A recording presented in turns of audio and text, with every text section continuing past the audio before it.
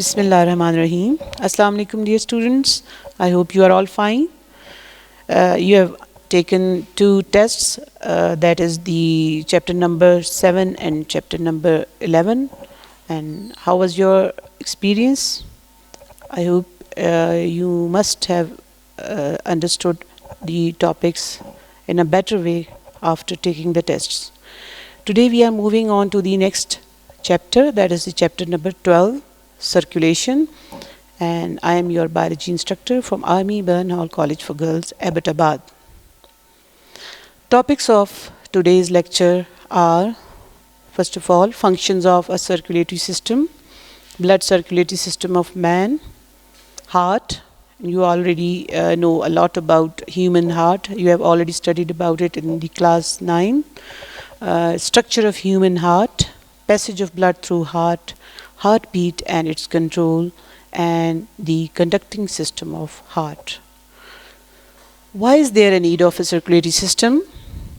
You know that all organisms are made up of cells, and cells need oxygen and food to live, whereas the multicellular organisms, they also need food and oxygen, but simple diffusion couldn't do that. So they must have a proper circulatory system or a transport system through which they can take in oxygen or food from their environment. The reason is the distance between the outer and inner environment is very large. Whereas in case of unicellular organisms like amoeba, paramecium, etc., the distance between the two environment is just the thickness of the cell membrane. So by going through the functions of circulatory system, it would be clear to you that why is there a need of circulatory system.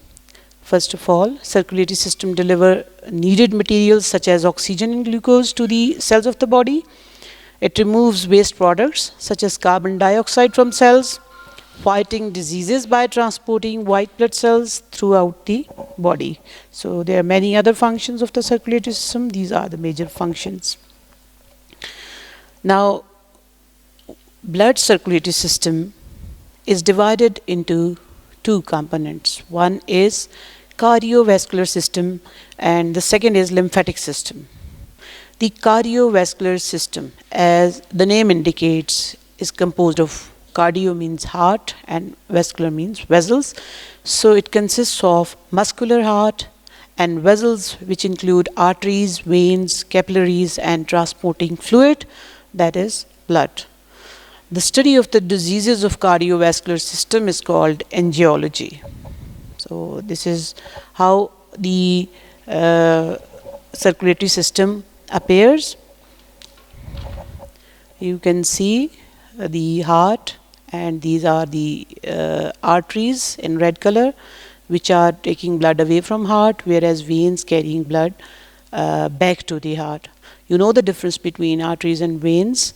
The arteries are the vessels which carry blood away from heart, whereas veins are the vessels which carry blood towards heart. Now, first of all, we will discuss the location and structure of human heart. As you can see in this figure, this is the position of heart relative to the rib cage. You know, the rib cage is composed of 12 pairs of ribs, and the ribs are also known as costae. So the space between the two is known as intercostal space, and human heart is located a bit towards the left of the midline, and this is about 9 centimeter from the midline. This is the apex of the heart, and this is the base of heart. Base of heart is located in the second intercostal space, whereas apex of the heart is located in the fifth intercostal space. So this is the position of the heart. Heart is enclosed in a tough covering which is known as pericardium.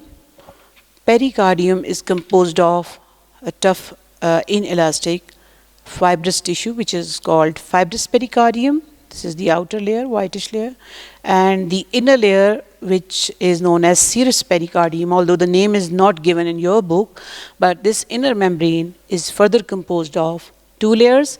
The outer one is parietal pericardium and the inner one is known as visceral pericardium or epicardium. This epicardium is basically the outermost membrane of the heart, outermost layer of the heart. And the space between parietal and epicardium, parietal pericardium, visceral pericardium, this space is called pericardial cavity and it is filled with pericardial fluid. This fluid actually reduces the friction, and it also prevents the overstretching of heart or the overfilling of heart.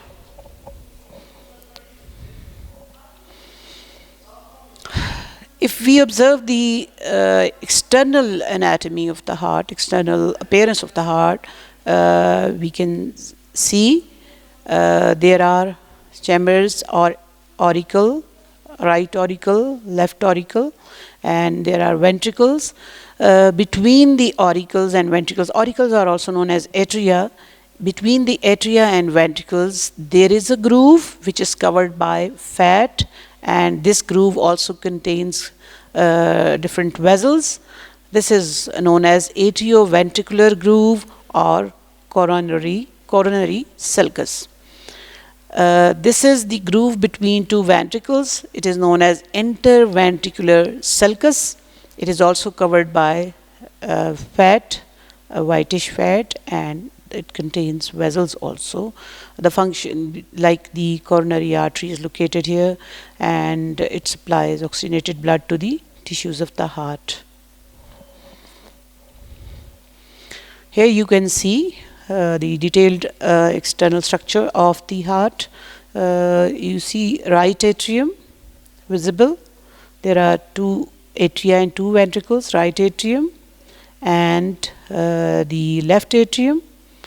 This is right ventricle and left ventricle. Left side is shown in red color. The reason is that left side contains oxygenated blood, whereas the right side contains deoxygenated blood. This is the main and the largest artery known as aorta, which arises from the left ventricle, whereas the two largest veins are superior vena cava and inferior vena cava, which carry blood from all parts of the body, from upper and from lower parts to the right atrium, which then pushes the blood into the right ventricle, which then carries it via the pulmonary trunk through the left and right pulmonary arteries to lungs for oxygenation. After oxygenation, blood is carried through the right and left pulmonary veins into the left atrium. Left atrium then pushes into left ventricle, and left ventricle then transports it to the aorta. Aorta, through its different branches, you can see brachiocephalic, left common carotid artery, left subclavian artery. It supplies blood to different parts of the body, to the brain and to the other parts. Heart wall is composed of three layers of tissues. That is the outermost epicardium, which we have already discussed. That is also known as visceral pericardium. Epicardium is serous membrane of smooth outer surface of heart. Myocardium is the middle layer composed of cardiac muscle cells, and it is responsible for the contraction of heart. Endocardium is the smooth inner surface of heart chambers. So this is the vertical section of the heart wall. Here you can see this is epicardium, also known as visceral pericardium. This is the muscular part, myocardium. Probably you have studied the structure of cardiac muscular tissue in class 9th, and you can see the branched nature So branch nature and intercalated discs, these are gap junctions between the adjacent cardiac muscle cells. So the whole myocardium acts as a unit during contraction, and so these are the branching fibers. This is endocardium, thin layer, and these trabeculae carni are the projections or meaty outgrowths, you can say, and the function will be discussed later on. This is the internal anatomy of human heart. You see, right atrium receiving superior vena cava from upper body parts and inferior vena cava from lower body parts, and it opens into right ventricle, and this opening is called atrioventricular aperture, and this is guarded by a valve which is known as atrioventricular valve or tricuspid valve. It is called as tricuspid because it has three cusps or three flaps. The flaps are connected with the wall of the ventricles, which is highly muscular, through strings which are known as chordae tendineae. They are also known as heart strings. कभी आपने सुना होगा दिल के तार, तो ये chordae tendineae हैं, दिल के तार और heart strings, and these tendineae actually they connect the flaps of the tricuspid valve as well as the other valves to the ventricle, wall of the ventricle, and papillary muscles help in the contraction of these chordae tendineae. These help in keeping the valves in their position, and they prevent the prolapse or the reverse flow of the blood into the atria.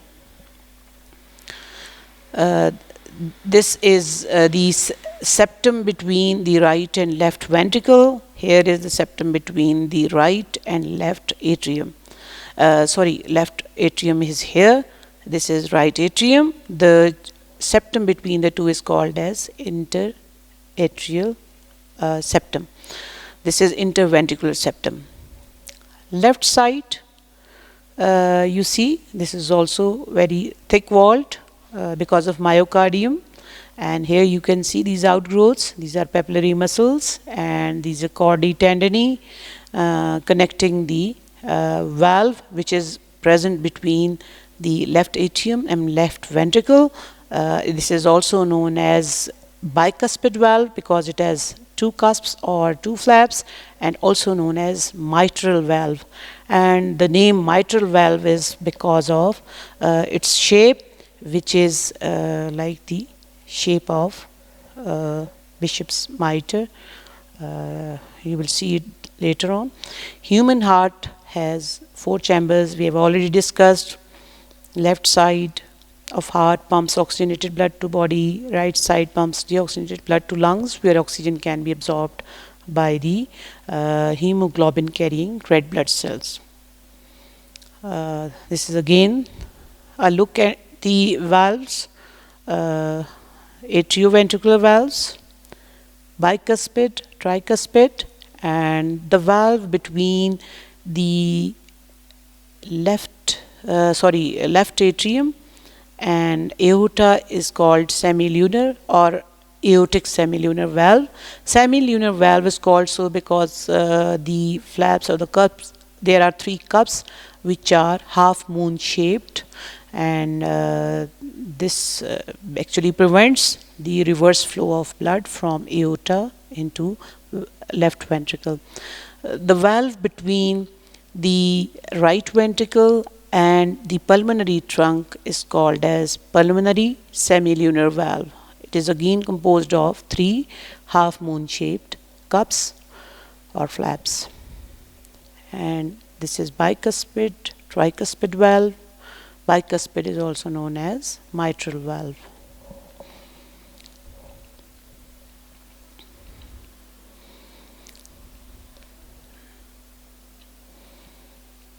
So the function of the valves is to prevent blood from flowing back. What are papillary muscles and chordae tendineae? So just to have a look at them, you can see the figure. This figure shows the chordae tendineae connecting the cusps of bicuspid or tricuspid flaps to specific muscles which are known as papillary muscles. Papilla means outgrowth, so these are basically just like outgrowths on the wall of the ventricle. So these muscles are located in the ventricles of heart. They attach to the cusps of the atrioventricular valves, and bicuspid valve is known as mitral valve. It is named so because it looks like a bishop's mitre, that is headdress. So this is the cap or the mitre. Here you can see bishop wearing this mitre. So the valve is basically mitre shape. That's why it is known as mitral valve. Chordae tendineae connects the valves with their wall of the ventricle.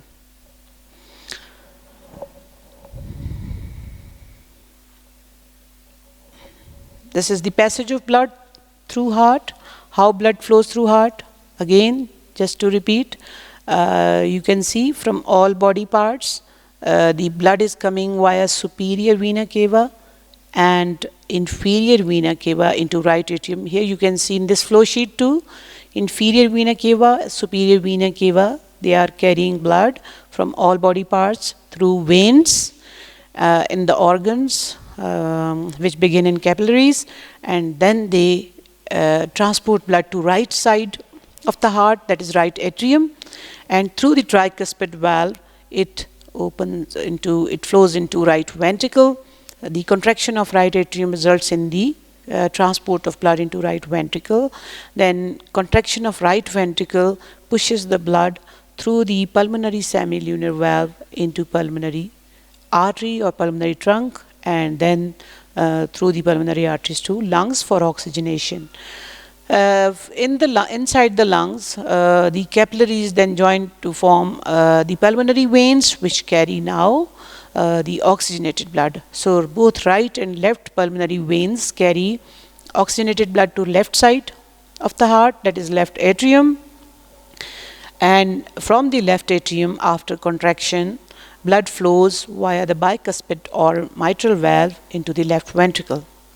And when left ventricle contracts, it transports the blood through the aorta and along with its different branches, that is arteries, to different organs, where the arteries break up into capillaries. Capillaries again join to form veins. Here you can see the cycle is complete. So heart has two pumps, double pumps. This is right side. Left side has oxygenated and right side has deoxygenated blood. So right side receives deoxygenated blood, pushes it towards lungs. From the lungs, blood comes through the pulmonary veins into the left side of the heart, and from the left side to all parts of the body. Now, what is cardiac cycle? We have already discussed that heart has two pumps that work together, right and left half. Repetitive contraction that is systole and relaxation that is diastole of heart chambers is called cardiac cycle. In general, we pronounce them as systole and diastole, but the pronunciation generally used is systole and diastole. So systole is the contraction of the heart and diastole is the relaxation of heart. So this repeated contraction and relaxation of heart chambers is called cardiac cycle. And blood moves through the circulatory system from areas of higher to lower pressure. You know, high pressure develops in the heart, especially in the ventricles, whose walls are very thick walled, myocardium.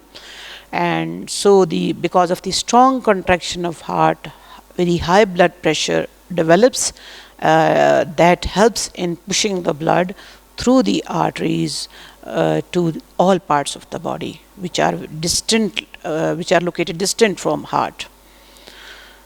So contraction of heart basically produces the pressure, and the cardiac cycle is actually a sequence of one heartbeat.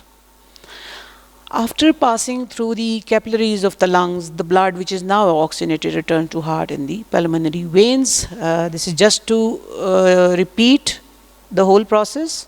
From lungs, oxygenated blood comes into the left side, and from body parts through superior inferior vena cava into the right side. Deoxygenated blood comes, which is carried to the lungs for oxygenation. So you can see blue and red color indicates deoxygenated and oxygenated blood respectively. Left atrium receives blood from the pulmonary vein, right atrium receives deoxygenated blood. Now just to It is a pump which must circulate blood through two different but interconnected vascular systems. The smaller of these systems is the pulmonary system. Blood returning from the upper part of the body is delivered to the right atrium of the heart by the superior vena cava, one of the body's two largest veins, while blood returning from the lower part of the body is delivered to the right atrium by the other major vein, the inferior vena cava. Contraction of the right atrium in each cardiac cycle forces blood into the right ventricle. This is followed by contraction of the right ventricle, which pumps blood into the pulmonary artery, sending it on through the blood vessels of the lungs. As the right ventricle contracts and pressure within the right ventricle rises, the tricuspid valve situated at the opening between the right atrium and right ventricle shuts, preventing any backflow. The pressure generated by contraction of the right ventricle soon opens the pulmonary valve and blood enters the circulation of the lungs. After passing through the circulation of the lungs, the blood, having been recharged with oxygen and having rid itself of carbon dioxide, is returned through the pulmonary veins to the left atrium. The left atrium, too, contracts, forwarding blood into the left ventricle in order to fill it before it contracts. As the powerful left ventricle contracts, the mitral valve shuts, preventing backflow into the left atrium. The aortic valve opens and blood is forced into the aorta, which distributes it to the rest of the body apart from the lungs. As the contraction comes to an end and pressure in the aorta falls, the aortic valve snaps shut to prevent backflow into the left ventricle. So you have seen in the video that how atria and ventricles contract and how valves function to control the flow of blood in one direction only. So here is a diagram which indicates you the phases of the cardiac cycle. Figure A, you can see atrial systole begins, and the atrial contraction forces a small amount of additional blood into relaxed ventricles. In the second phase, atrial systole ends, यानी atrial contraction ख़त्म हो जाता है और atrial diastole और atrial diastole begins, यानी start हो जाता है, और atria relax हो गए, फिर ventricles contract करेंगे next phase में.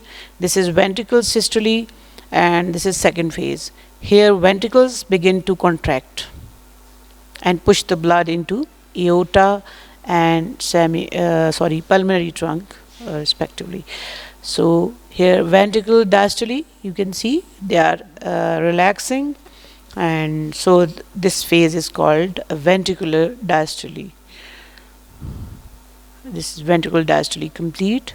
Now it receives blood from atria, which are receiving blood from the left side through the pulmonary veins and from the right side through vena cava.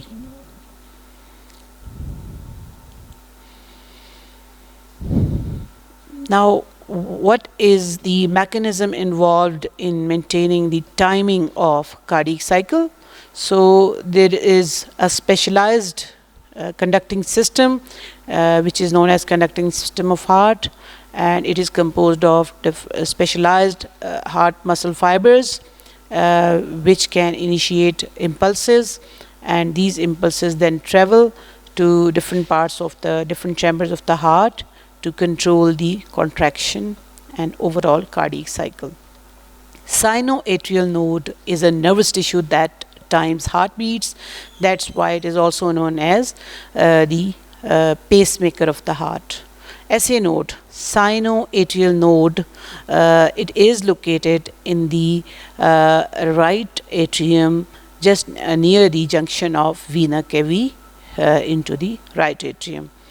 And SA node causes atria to contract. So due to the stimulation of sinoatrial node, which is self-stimulated, and so impulses begin in this region, and due to these impulses which travel across the wall of the atrium to control the contraction of atria. So atria contract, pushing blood into the ventricles. So this sinoatrial node then sends signals to another node which is called atrioventricular node. It is located in the septum between the atrium and ventricle. So this atrioventricular node, which is also known as bundle of His, then sends atrioventricular node gives off bundle of His, and this bundle of His is divided into these branches, right and left branches, further giving rise to Purkinje fibers. In the next figure, it is more clear.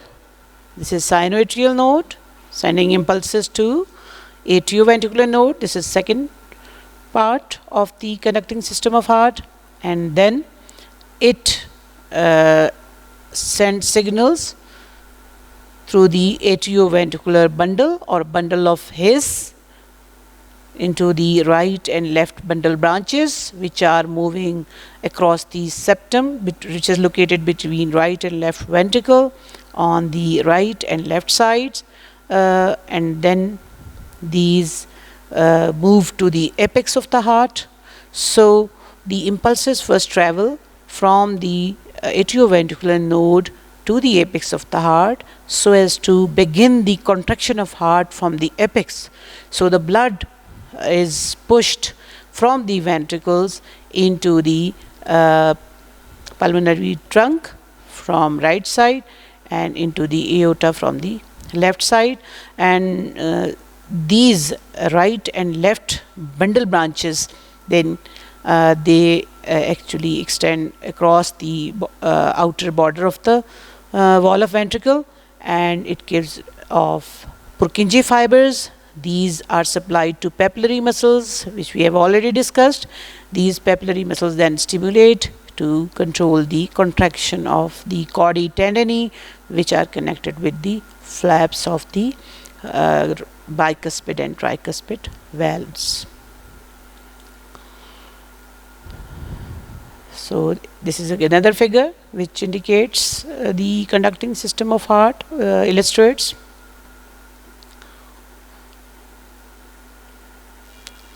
This video will help you in understanding the conducting system of heart.